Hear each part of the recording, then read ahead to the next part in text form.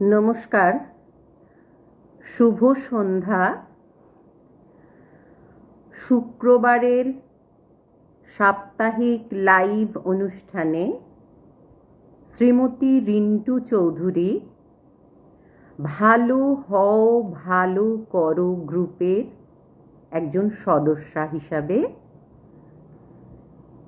কিছুক্ষণ আমরা শ্রীমকথিত শ্রী শ্রী রামকৃষ্ণ কথামৃত পাঠ ও অনুধ্যান করব। তারপরে শ্রীরামকৃষ্ণের উপদেশ বই থেকে আমরা একটি করে উপদেশ বলার চেষ্টা করছি। তারপর সেটাকে নিজেদের জীবনে অনুশীলন করার চেষ্টা করব। সর্বদেব দেবী স্বরূপ ভগবান শ্রী শ্রী রামকৃষ্ণদেব, জগৎ জননী জগৎ প্রসবিনী করুণাময়ী মা সারদা দেবী, আর যুগাচার্য বীর সন্ন্যাসী স্বামী বিবেকানন্দ ঠাকুরের এই তিনটি রূপের প্রতি শ্রদ্ধাঞ্জলি এই কথামৃত পাঠ ও অনুধ্যানের দ্বারা পূজা সেবা শ্রদ্ধাঞ্জলি দেবার চেষ্টা করব। আর সমস্ত ভক্তবৃন্দকে জানাই আমার অন্তরের অন্তঃস্থল থেকে শ্রদ্ধাযুক্ত প্রণাম। ঠাকুর বলেছেন, ভক্তের হৃদয়ে ভগবানের বৈঠকখানা। শুরু করছি। গত সপ্তাহে আমরা যেখানে শেষ করেছিলাম, সপ্তম পরিচ্ছেদে ঠাকুর অহেতুক কৃপা সিন্ধু ঠাকুর শ্রী রামকৃষ্ণদেব ঈশ্বরচন্দ্র বিদ্যাসাগরের বাড়িতে এসেছেন। অহেতুক নিজে থেকে এসেছেন, কারণ শুনেছেন তিনি বিশেষ দয়া গুণ তার মধ্যে আছে, ভীষণ পরের উপকার করেন। সেই জন্যে অহেতুক কৃপা সিন্ধু নিজে এসে তাকে এটা বোঝানোর চেষ্টা করছেন, বিদ্যাসাগরের মাধ্যমে আমাদের সকলকে বোঝানোর চেষ্টা করছেন যে আমরা জগতের উপকার করি না, ঠাকুর যন্ত্রী হিসেবে থেকে যন্ত্রস্বরূপ করে আমাদের দিয়ে জগতের কিছু কাজ করিয়ে নেন।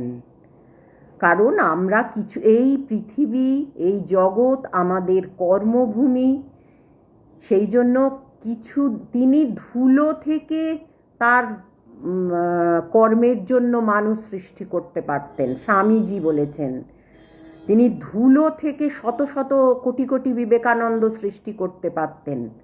হ্যাঁ, সে জায়গায় আমরা জগতের উপকার করার কি? সেই জন্যে আমরা যদি কিছু ভালো কাজ করি সেটা ঈশ্বর আমাদেরকে দিয়ে করাচ্ছেন, এইটা ভেবে করলে আমাদের নিজেদেরও উপকার হবে। আর যারা উপকৃত হচ্ছেন আমরা বরং তাদের কাছে কৃতজ্ঞ থাকব যে ভগবান রূপী তিনি এসে আমাদের থেকে উপকার নিচ্ছেন। এই কথাটা নানাভাবে ঈশ্বরচন্দ্র বিদ্যাসাগর মহাশয়ের মাধ্যমে আমাদেরও বলার চেষ্টা করছেন, আমি যেটুকু বুঝেছি। সেই জন্য এখানে এই অবধি পড়েছিলাম শ্রীরামকৃষ্ণ সহাস্যে আমরা জেলে ডিঙি, মানে এখানে জেলে ডিঙি বলতে তিনি বলছেন নিরহংকারী হওয়ার কথা। খাল বিল আবার বড় নদীতেও যেতে পারি। তিনি নিজে এসছেন তো ঈশ্বরচন্দ্র বিদ্যাসাগর মহাশয়ের বাড়িতে। কিন্তু আপনি জাহাজ, কি জানি যেতে গিয়ে চড়ায় পাছে লেগে যায় সকলের হাস্য। বিদ্যাসাগর সহাস্য বদন, চুপ করিয়া আছেন, ঠাকুর হাসিতেছেন। শ্রীরামকৃষ্ণ সহাস্যে, তার মধ্যে এ সময় জাহাজও যেতে পারে। বিদ্যাসাগর সহাস্যে, হ্যাঁ এটি বর্ষাকাল বটে। সকলের হাস্য। মাস্টার স্বগত নবানুরাগের বর্ষা। নবানুরাগের সময় মান অপমান বোধ থাকে না বটে, তখন আমরা অনেকটা, যখন নতুন নতুন কাউকে ভালোবাসতে ইচ্ছে করে তখন আমাদের অভিমান অনেকটা কমে যায়, সেটাই বলছেন। এই পর্যন্ত বোধহয় পড়েছিলাম। যাই হোক, আমি শ্রীমদ্ ভাগবতের গোপী গীতা থেকে মাস্টারমশাই যে দুটো লাইন তুলে দিয়েছেন, কথামৃত আমরা কেন পড়ব বা কেন শুনব, এই লাইন দুটির মাধ্যমে আমরা বুঝতে পারি, সেটি বলে আমি আজকের পাঠ ও অনুধ্যান শুরু করছি। তব কথামৃতম তপ্ত জীবনম কবিভিরীড়িতম কল্মষাপহম শ্রবণ মঙ্গলম শ্রীমদাততম ভুবি ঘৃণন্তি ये ভুরিদা জনঃ। আচ্ছা, এবার ঠাকুর গাত্রোত্থান করিলেন ভক্ত সঙ্গে। বিদ্যাসাগর আত্মীয়গণ সঙ্গে দাঁড়াইয়াছেন, ঠাকুরকে গাড়িতে তুলিয়া দিবেন। শ্রীরামকৃষ্ণ এখনো দাঁড়াইয়া রহিয়াছেন। কেন? মূল মন্ত্র করে জপিতেছেন। জপিতে জপিতে ভাবাবিষ্ট হইয়াছেন। অহেতুক কৃপা সিন্ধু, বুঝি যাইবার সময় মহাত্মা বিদ্যাসাগরের আধ্যাত্মিক মঙ্গলের জন্য মার কাছে প্রার্থনা করিতেছেন। ঠাকুর ভক্ত সঙ্গে সিঁড়ি দিয়া নামিতেছেন। একজন ভক্তের হাত ধরিয়া আছেন।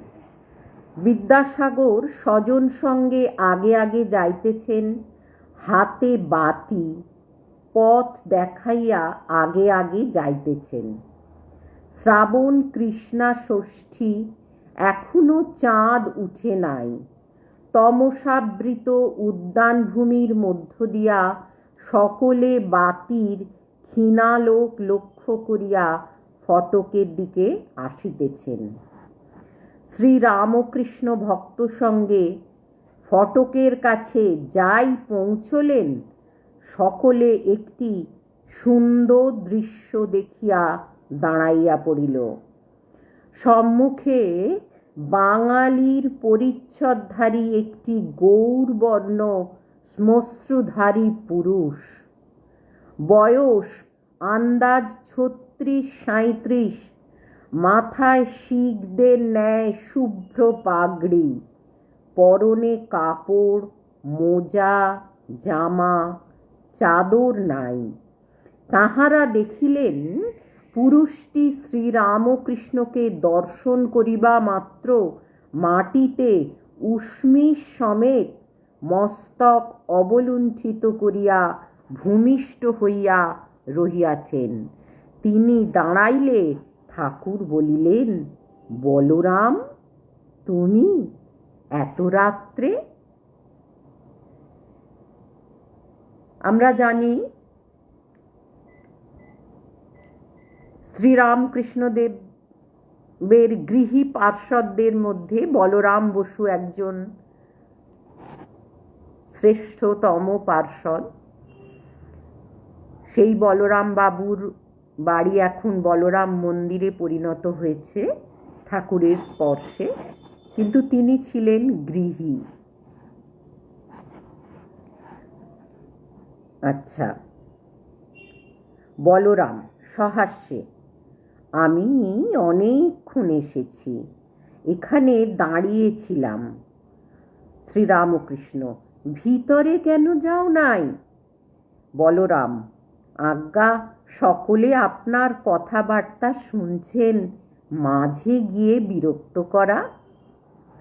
কি অসাধারণ, কি অসাধারণ! তবে না তিনি ঠাকুরের স্পর্শে সোনা হয়ে গিয়েছিলেন। এই বলিয়া বলরাম হাসিতে লাগিলেন। ঠাকুর ভক্ত সঙ্গে গাড়িতে উঠিতেছেন। বলরাম গাড়ি নিয়ে এসে উপস্থিত। শুনেছেন ঠাকুর ঈশ্বরচন্দ্র বিদ্যাসাগরের বাড়িতে এসেছেন। এসে কাউকে না বিরক্ত করে নিঃশব্দে দাঁড়িয়ে আছেন। যখন ঠাকুর আসবেন তখন ওনাকে নিয়ে যাবেন। যে ঠাকুর বলেছিলেন না, সংসারে দাসীর মতো থাকতে হবে। ঠাকুর ভক্ত সঙ্গে গাড়িতে উঠিতেছেন। বিদ্যাসাগর মাস্টারের প্রতি মৃদুস্বরে, ভাড়া কি দেব? মাস্টার, আজ্ঞা না, ও হয়ে গেছে। বিদ্যাসাগর ও অন্যান্য সকলে ঠাকুরকে প্রণাম করিলেন। গাড়ি উত্তরাভিমুখে হাঁকাইয়া দিল। গাড়ি দক্ষিণেশ্বর কালীবাড়িতে যাইবে। এখনো সকলে গাড়ির দিকে তাকাইয়া দাঁড়াইয়া আছেন। বুঝি ভাবিতেছেন, এ মহাপুরুষ কে, যিনি ঈশ্বরকে এত ভালোবাসেন, আর যিনি জীবের ঘরে ঘরে ফিরছেন আর বলছেন ঈশ্বরকে ভালোবাসাই জীবনের উদ্দেশ্য। সত্যি আমরা মনুষ্য জন্ম ধারণ করে এসেছি, কিন্তু একবারও আমাদের মনে প্রশ্ন জাগে না আমরা একদিন এই শরীর ছেড়ে চলে যাব, যে আমাদের জীবনের উদ্দেশ্যটা কি। সেইটা ঠাকুর এসে কিন্তু আমাদের বুঝিয়ে দিয়েছেন, যে এটা নিজেকে বারবার প্রশ্ন করো, বারবার প্রশ্ন করো যে আমাদের জীবনের উদ্দেশ্যটা কি। অনেক শিক্ষিত হও, অনেক টাকা পয়সা রোজগার করো, তারপর শরীর ছেড়ে চলে গেলে তো আবার সেই অ আ ক খ থেকে শুরু করতে হবে। কিন্তু আধ্যাত্মিক জীবন যত পর্যন্ত করা আছে, পরে যদি শরীর ধারণ করে আসা যায়, তাহলে শুনেছি তারপর থেকে আবার শুরু হয়। কাজেই সেই জীবনটা, সেই জন্যে বারবার ঠাকুর বলছেন যে মনুষ্য দেহ যখন একবার পেয়েছ, সেই মনুষ্য জীবনের উদ্দেশ্য হচ্ছে ঈশ্বর লাভ। আচ্ছা, এবার হচ্ছে ঠাকুর শ্রীরামকৃষ্ণ দক্ষিণেশ্বরে নরেন্দ্রাদি অন্তরঙ্গ ও অন্যান্য ভক্ত সঙ্গে। অষ্টম পরিচ্ছেদ, দক্ষিণেশ্বরে কেদারের উৎসব। দক্ষিণেশ্বর মন্দিরে ঠাকুর শ্রীরামকৃষ্ণ কেদারাদি ভক্ত সঙ্গে কথা কহিতেছেন।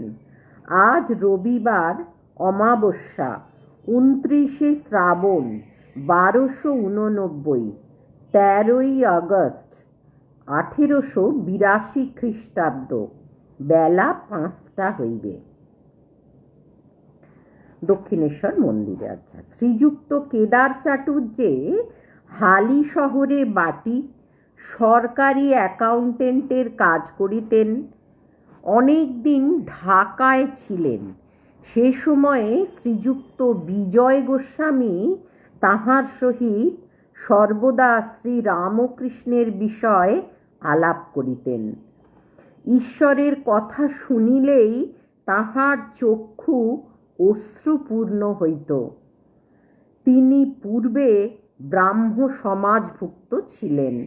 আমরা জানি তখনকার শিক্ষিত সমাজ বেশিরভাগই ব্রাহ্ম সমাজভুক্ত হয়ে গিয়েছিলেন, কারণ কিছু গোঁড়া স্বার্থান্বেষী ব্রাহ্মণদের ব্যবহারে হিন্দু ধর্মের মধ্যে প্রচুর কুসংস্কার ঢুকে গিয়েছিল।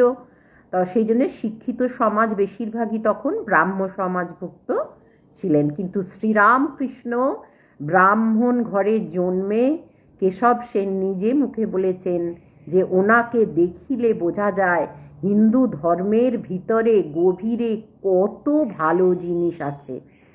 সেটা শ্রীরামকৃষ্ণদেব আবার স্বামীজির শরীর দিয়ে সারা বিশ্বে জানিয়ে দিলেন আমাদের হিন্দু ধর্মে, সনাতন হিন্দু ধর্মের কথা। তিনি পূর্বে ব্রাহ্ম সমাজভুক্ত ছিলেন। ঠাকুর নিজের ঘরের দক্ষিণের বারান্দায় ভক্ত সঙ্গে বসিয়া আছেন। রাম, মনমোহন, সুরেন্দ্র, রাখাল, ভবনাথ মাস্টার প্রভৃতি অনেক ভক্তেরা উপস্থিত আছেন। এরা সব গৃহী ভক্ত। কেদার আজ উৎসব করিয়াছেন। সমস্ত দিন আনন্দে অতিবাহিত হইতেছে। রাম একটি ওস্তাদ আনিয়াছিলেন, তিনি গান গাহিয়াছেন। গানের সময় ঠাকুর সমাধিস্থ হইয়া ঘরের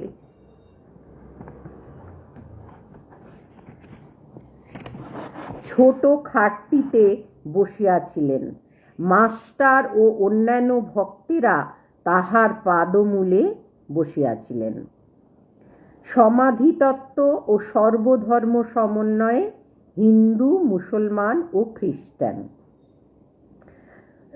ঠাকুর কথা কহিতে কহিতে সমাধি তত্ত্ব বুঝাইতেছেন, বলিতেছেন সচ্চিদানন্দ লাভ হলে সমাধি হয়।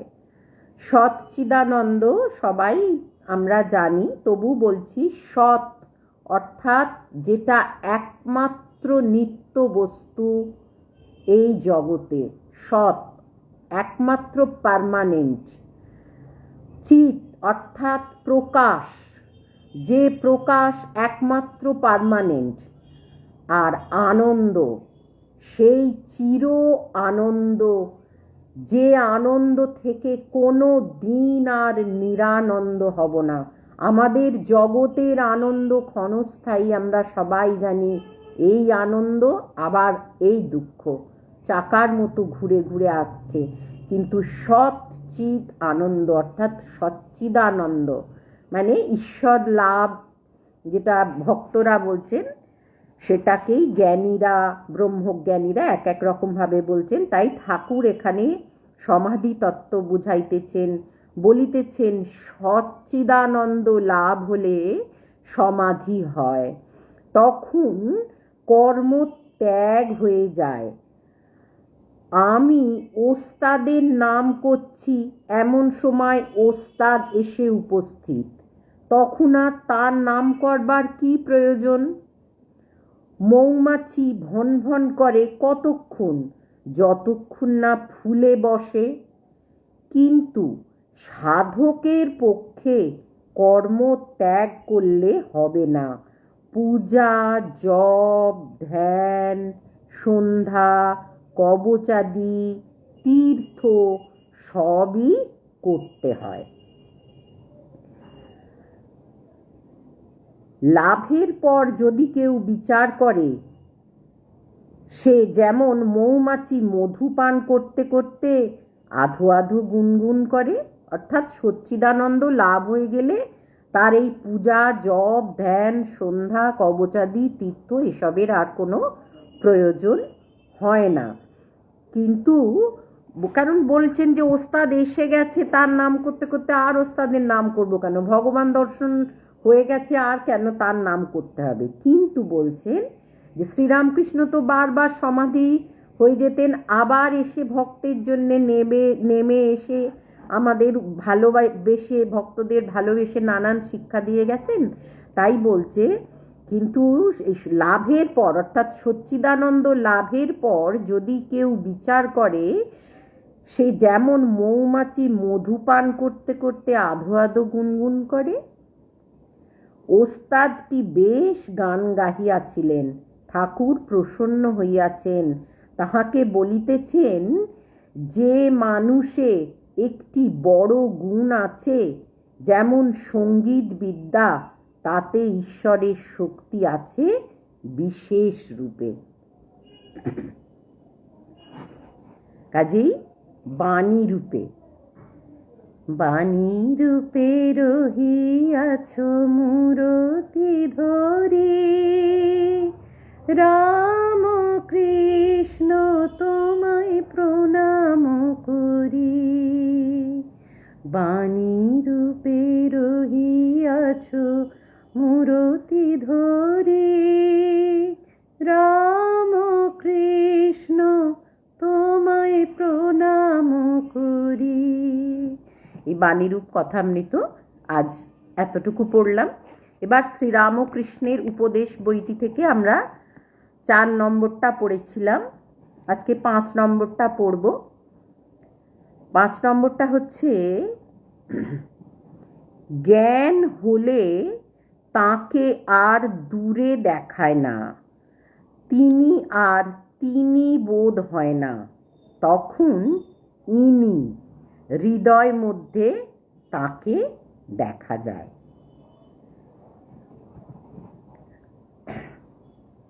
আজ এইটুকু। সমস্ত ভক্তমণ্ডলীকে আমার হৃদয়ের শ্রদ্ধাযুক্ত প্রণাম জানিয়ে আজকে কথামৃত পাঠ ও অনুধ্যান এখানেই শেষ করছি শান্তি মন্ত্র বলে। ওং স্থাপকায় চ ধর্মস্য সর্বধর্ম স্বরূপিণে अवतार वरिष्ठाय रामकृष्णाय ते नमः। जननीं शारदां देवीं रामकृष्णं जगद्गुरुं पादपद्मे तयो श्रित्वा प्रणमामि मुहुर्मुहुः। नमो श्री ज्योतिराजाय विवेकानंद शूरये सच्चित् सुख स्वरूपाय स्वामिने तापहारिणे। ओम शांति शांति शांति। हरिः ओम तत्सत्। श्री रामकृष्णाय अर्पणमस्तु। नमस्कार।